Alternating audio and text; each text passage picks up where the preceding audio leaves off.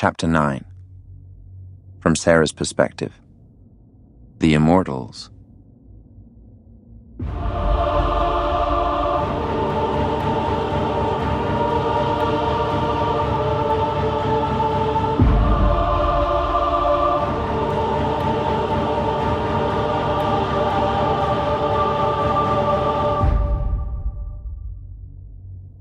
Judith managed to persuade me to attend more sessions. This time, they are smaller. Duncan Marlowe says that there won't be any more large events. He's putting pressure on all of us, telling us that the vaccine has been developed and that everyone is required to take it. It's the only way to be part of this society and survive what's coming in the next few days. The other adepts no longer show up. Judith wants me to keep meeting with Duncan, but she'll be staying away from the next sessions. She called me and told me that the vaccine had been delivered to her home and she was going to take it after our conversation. She was scared. I wanted to convince her not to take anything against her will, but Judith said we should trust Sir Marlowe. He had great plans for all of us, she told me. The vaccine contains the pathogen that killed people in the Georgian mountains. This is not a cure, but a weapon. And I'm afraid that it was the last time I spoke to Judith. I'm so tense that my eyes fill with tears, and I wish more than anything that I had someone to talk to. My parents don't understand me. Duncan and his people have shown and explained so much at the last meetings that I'm almost buying into the whole charity society story. He gave us a demonstration at the last session. A girl who was sitting in a wheelchair could suddenly walk again. Maybe it was fake, maybe it was staged.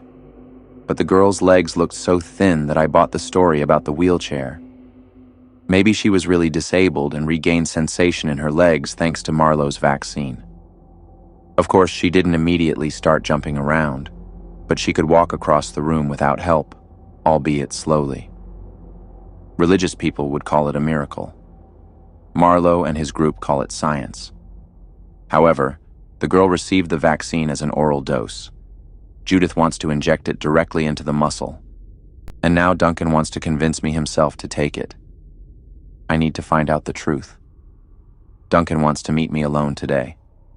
I'm allowed to borrow my parents' car and tell them I'm visiting Judith, which, of course, is a lie. I'm a grown woman. I'm in my mid-30s, and the midlife crisis is pulling the rug out from under my feet.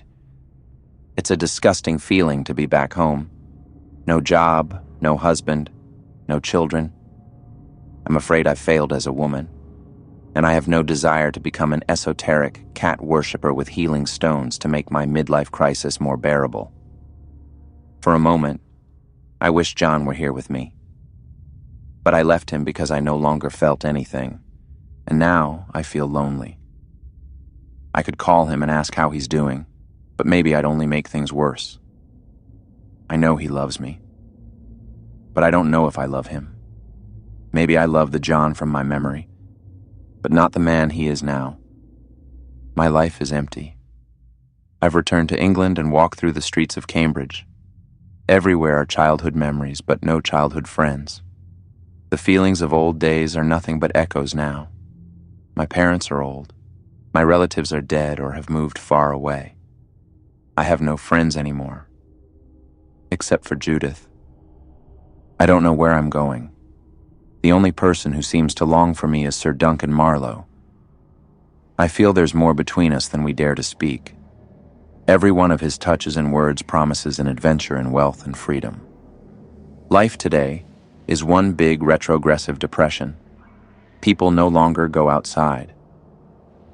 When I was a child, people of all ages would queue up to take a boat ride.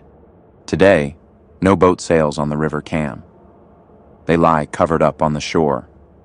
The sky is gray, sending down a bleak downpour. I grab the car keys and get into the vehicle. The longer I stay in this city and think about my life, the more it feels like it's slipping past me, and I'm tired of standing still or running away. I have to face life. I have to talk to Duncan. He has given me another address. He says he'd be glad to see me and asks if I'm alone. I say yes and sense nothing good. Am I so desperate that I'm going to play along with this? But no matter how much Duncan's stories frighten me, I feel comfortable with him.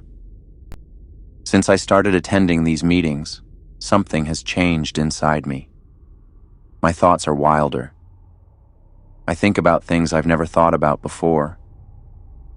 I see the world through the eyes of a child. Everything is interesting and worth discovering. Sometimes it feels like I'm finding out for the second time what ice tastes like, how the scent of a rose unfurls in my nose. Even the smell of rain on the street feels different. The sun has set, and I hate driving at night. I'm night blind and have always been afraid of the dark. It's an old fear from my childhood that I've never been able to overcome. It's a factory building on the edge of the city. Duncan sees me. The headlights cut through the thick front of darkness and rainwater. He's wearing a black coat and offers me space under his umbrella. "I'm glad to see you," he says, putting his arm around me as we move towards the old building. The ground is muddy. My shoes sink into it.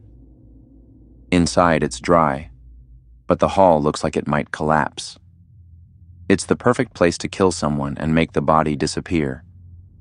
The ideal space for a crime. I quickly realize that this old factory hall is just a facade, and the real treasure, once again, lies in the basement.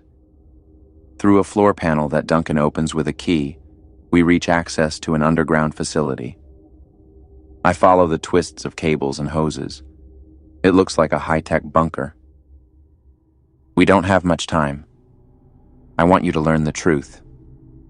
He folds the umbrella and shakes off the remaining drops. Duncan doesn't look at me, not even when I take his hand. "What truth?" "The people who come to us have to earn our trust. And you have, Sarah. Then they become adepts, and only after a year do we think about making them full members.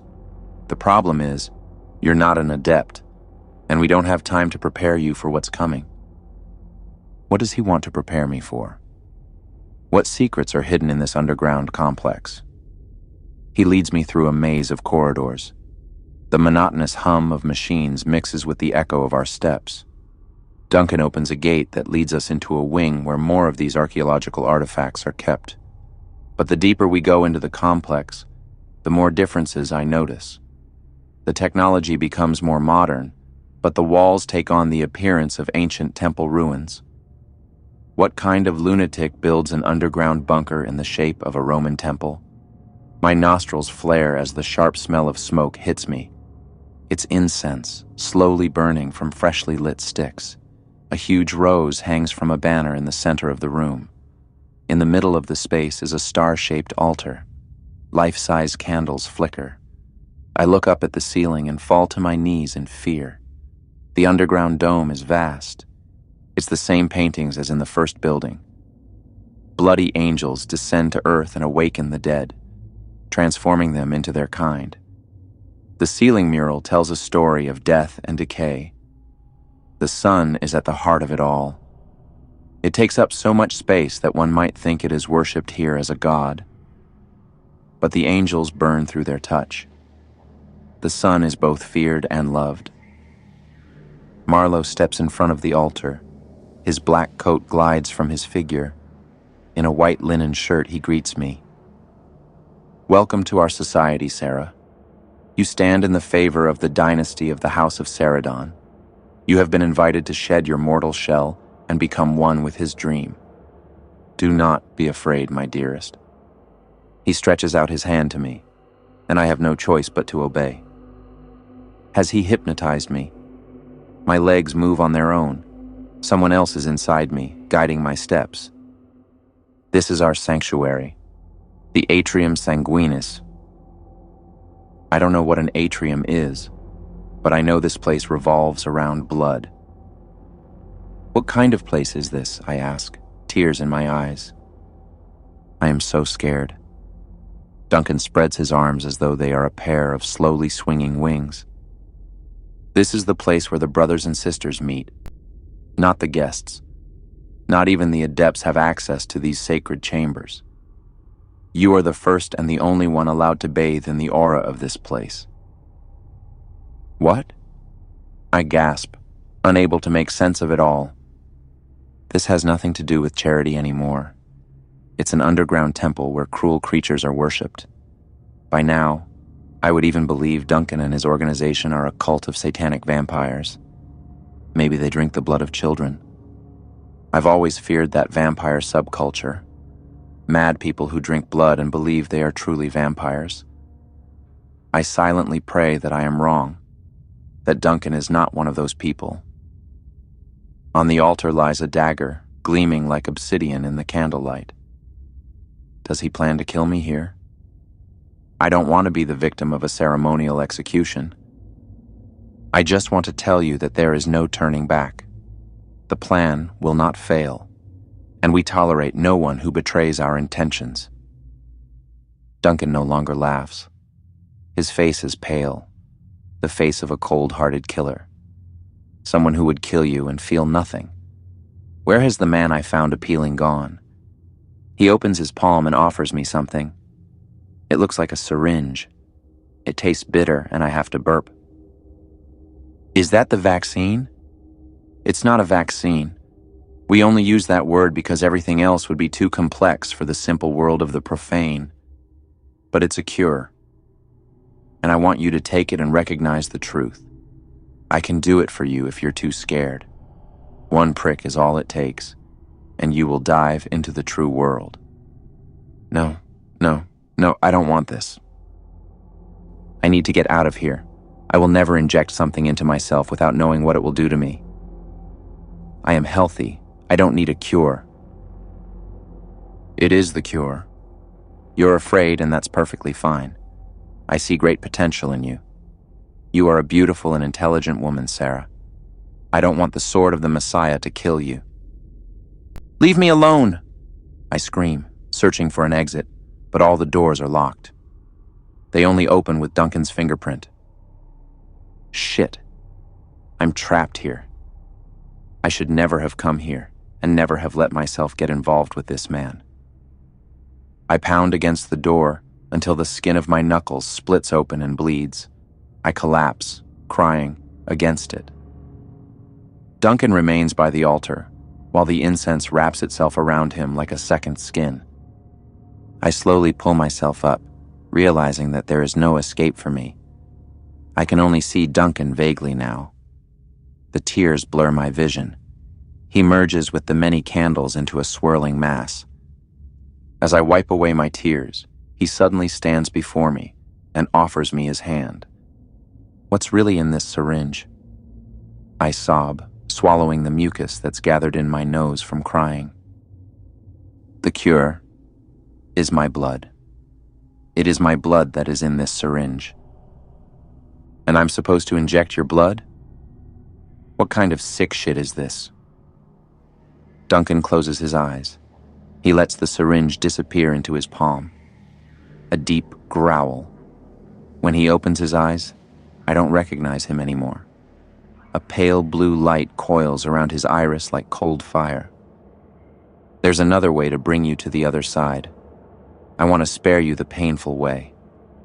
I want you to belong to us, Sarah. You are under my protection and that of my house. But you are testing my patience. If you don't decide, you will die. I know there is no escape. My voice fails me. I can't make a sound. Duncan spreads his arms wide and looks up at the ceiling. The angels came as messengers to earth and gave mankind God's greatest weapon. The old legends are true, Sarah. The blood-born people from the steppes and their transformation into angels are real. You've had strange dreams, haven't you? A wave of fear grips me. My teeth chatter. How does he know about my eerie dreams? Who is Sir Duncan Marlowe, really? It's normal, Sarah. Every one of us had those dreams. And they're not figments of the imagination. They are messages and images from an ancient time. From what was and what will come. I know this because I joined them myself long ago. Whom did you join? My throat aches. Marlowe squints as though he's trying hard to read my lips. We are the superhumans. We are the children of the night and fire. Our Lord is the prophet of blood. We are a great family, connected through all the ages and cultures of the earth. And today, you will join us. He presses the needle into my hand.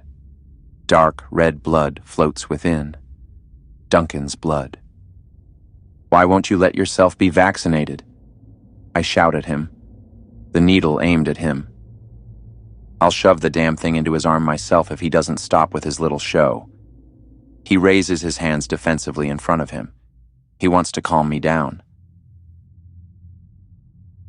Because I am already like them. I am already blessed. The Sigrani have unlocked the secret of eternal life, and they've spread all over Europe. Each of us carries their blood within us, and this substance only works for those who have their genes. Duncan pulls something from his pants. A flashlight. He grits his teeth in pain as he shines it on his hand. I don't see any light, but Duncan's skin begins to sizzle and form crusts. He pulls his hand away and puts the flashlight back in his pocket. He spreads his fingers, then pulls them together again, showing me the burns on his skin. Anyone who carries the blood of the Sigrani tribe within them is privileged, destined to become like them. Ultraviolet light, the power of the sun. It is the last great power that must be overcome. This can't be. Ultraviolet light burned his skin. I stare at him, transfixed. Duncan plays with the wound, running his thumb over it. He pouts his lips in delight. And by tomorrow, not a single scar will remain from this burn. He steps beside me. Allow me to give you a taste, my dearest. Duncan smiles before he swirls his fist through the air and slams it into the wall above me. I flinch. Dust and small stones fall onto me. Duncan bares his teeth, and I see it again. The glow in his eyes. When he pulls his fist from the wall, a deep hole remains. We are the superhumans, Sarah. We are the new rulers. Soon the entire planet will belong to us, by his grace. What are you? I scream. An angel. That's what I am.